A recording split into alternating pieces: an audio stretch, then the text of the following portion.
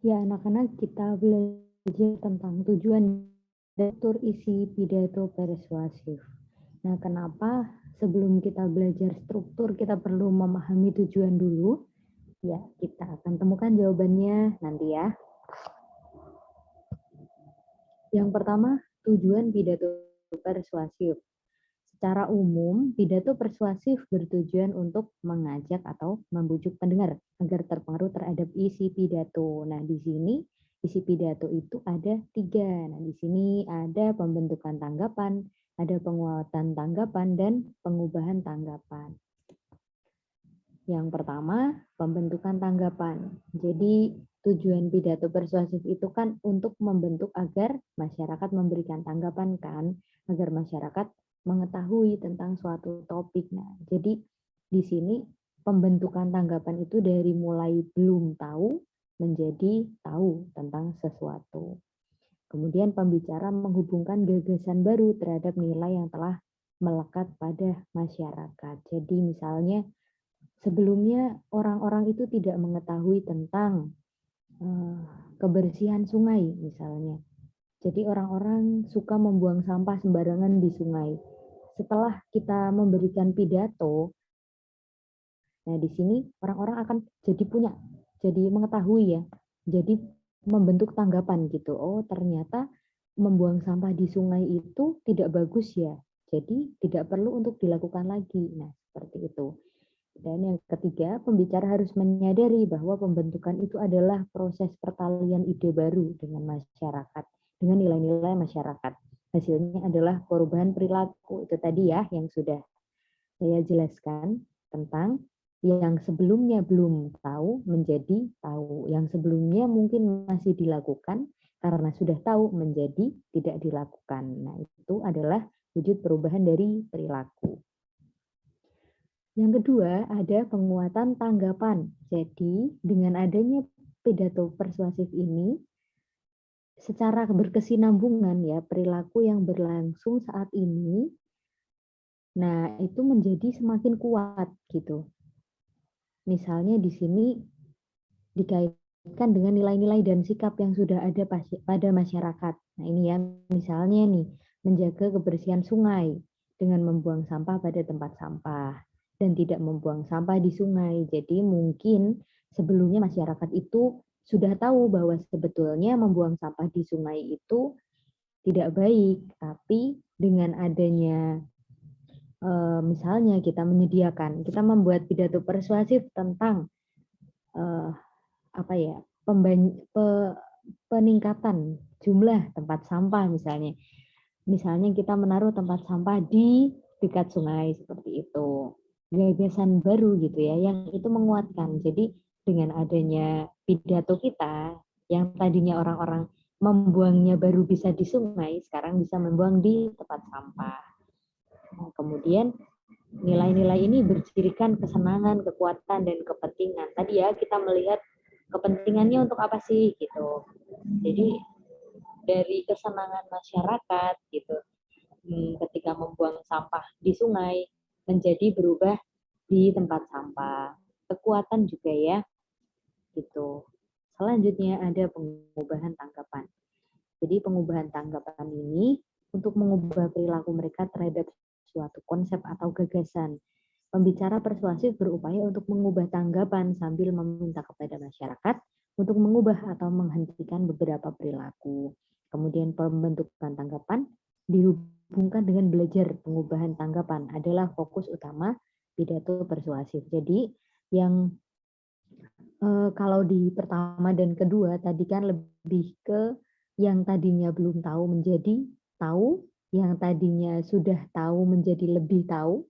Nah, yang ini yang tadinya taunya A menjadi B gitu. Jadi mengubah cara pandang masyarakat. Nah, di sini pengubahan tanggapan itu terkait juga dengan pengubahan perilaku gitu. Jadi sebetulnya dari 1, 2, 3 itu sama-sama mereka berubah perilakunya, tapi bedanya tadi ya, pertama yang belum tahu menjadi tahu, yang kedua yang sudah tahu menjadi lebih tahu, dan mungkin lebih terfasilitasi untuk mengubahnya, untuk menguatkan pendapatnya gitu. Mengubah karena karena sudah tahu dengan mengubah karena belum tahu beda ya. Itulah bedanya yang pertama dan kedua. Untuk yang ketiga, pengubahan tanggapan. Jadi tadinya taunya itu seperti itu, sekarang menjadi seperti ini gitu. Jadi berbeda. Yang tadinya misalnya budaya merokok misalnya. Merokok itu sebetulnya mungkin di sini ada yang setuju, ada yang tidak ya. Tapi secara umum bahwa merokok itu kan tidak baik untuk kesehatan gitu ya. Jadi yang awalnya berpikir bahwa rokok itu tidak apa-apa untuk kesehatan. Nah, sekarang kita menjadi berubah itu pendapatnya dari tadinya tidak apa-apa menjadi oh iya berarti kita harus berhati-hati dengan rokok gitu ya, termasuk rokok aktif nih, rokok pasif juga ya. Rokok pasif lebih bahaya dari perokok aktif. Jadi mungkin kita yang tadinya biasa saja terhadap rokok gitu ya, ada orang merokok kita udahlah di sebelahnya aja gitu. Kita kan sebagai perokok pasif ya, kita menjadi hati-hati untuk tidak eh, sembarangan gitu ya. Misalnya kita menjaga jarak gitu biar lebih aman, atau kita menutup hidung kita misalnya. Itu adalah salah satu contoh. Itu ya. Jadi tadi yang pertama membentuk tanggapan, yang kedua menguatkan tanggapan, yang ketiga pengubahan tanggapan. Itu ya. Kalau bingung silahkan berkomentar ya di kolom komentar. Selanjutnya, struktur isi pidato persuasif. Nah, tadi kita kan bilang tentang tujuan ya. Tujuan itu kaitannya erat banget ya, erat sekali dengan struktur gitu. Jadi, yang disampaikan di tujuan tadi itu semua akan dimunculkan di sini, di struktur isi pidato persuasif. Di sini ada 3 struktur isi pidato persuasif. Yang pertama pernyataan posisi, yang kedua tahap argumen, dan yang ketiga penguatan pernyataan posisi. Yang pertama, pernyataan posisi itu berupa pendapat atau pendirian atau posisi penulis. Jadi penulis itu seperti apa sih gitu? Kenapa menyampaikan pidato seperti itu gitu. Nah, di sini sebaiknya kita menjelaskan tentang ekspresi kepedulian dan dukungan. Jadi untuk apa sih kita pidato persuasif? Ya pasti untuk mendukung sesuatu atau untuk peduli pada sesuatu. Tadi ya contohnya misalnya membuang sampah di sungai, bisa juga tentang kesehatan gitu ya. Bisa juga tentang sikap atau karakter misalnya. Anak zaman now, anak zaman sekarang suka mencontek. Nah, itu kan karena kita peduli gitu ya. Kemudian kita itu fokus bertanya dulu sebelum kita bisa menyatakan gitu posisi kita gitu. Kita perlu bertanya dulu siapa sih yang akan mendengarkan pidato kita gitu. Kemudian apa sih yang perlu mereka dengar gitu. Apa yang uh, apakah mereka gitu. Jadi kita melihat siapakah mereka dan apa mereka. Mereka itu seorang orang yang seperti apa, tinggal di mana, terus mungkin pekerjaannya apa gitu ya. Jenis apa yang menarik. Nah, di sini kita juga melihat pidato seperti apa sih yang akan menarik mereka gitu. Jangan-jangan kita nanti berpidato dengan gaya tidak ada humor misalnya. Oh, ternyata mereka tidak suka. Berarti kita perlu menambahkan misalnya dengan humor gitu ya. Itu tidak apa-apa gitu. Nah, kemudian apakah sudah jelas? Apakah pidato kita itu sudah bisa dipahami kalimat-kalimat kita, susunan kalimat kita sudah kira-kira sudah bisa dipahami atau belum ya gitu. Begitu, selanjutnya tahap argumen. Nah, tahap argumen ini namanya juga argumen ya. Jadi perlu untuk adanya penguat dan bukti. Ini poin pertama. Ada penguat. Nah, penguatnya di sini ada contoh, ada pernyataan pakar menurut Menteri Pendidikan misalnya, menurut Pak Presiden gitu kan. Nah, itu menjadi penguat. Kemudian ada informasi statistik. Nah, sering kan ketika kita mendengar pidato persuasif akan ada orang menyebutkan misalnya 62 permukaan bumi ini adalah air, begitu kan. Nah ini ungkapan 62% ini adalah informasi statistik atau mungkin menyatakan penduduk Indonesia sekian juta. Nah itu adalah informasi statistik juga.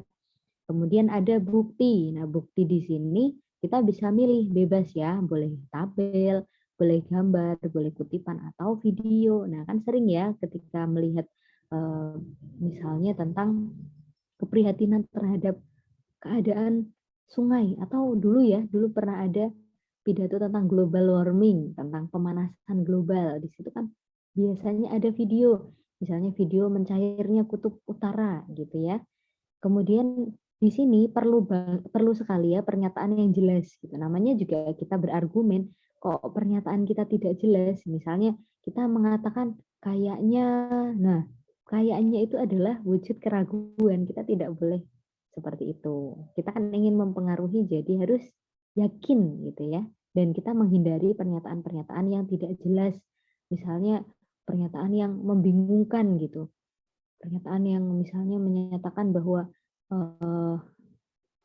penduduk Indonesia itu saat ini suka mencontek sebagian besarnya. Tapi untuk buktinya saya belum pernah melihat siswa mencontek. Ini kan tidak jelas sekali mana buktinya, mana keyakinannya. Nah, seperti itu. Nah, di sini perlu sekali misalnya kita menulis. Nah, di sini perlu ada satu paragraf yang betul-betul jelas. Dalam artian semua paragraf ya sebetulnya. Tapi dalam setiap paragraf itu harus ada satu kalimat utama dan yang kalimat lainnya adalah kalimat penjelas. Jadi nyambung ya dalam satu paragraf itu. Begitu. Dan paragraf satu dengan paragraf lain juga harus nyambung. Yang ketiga ini penguatan pernyataan posisi.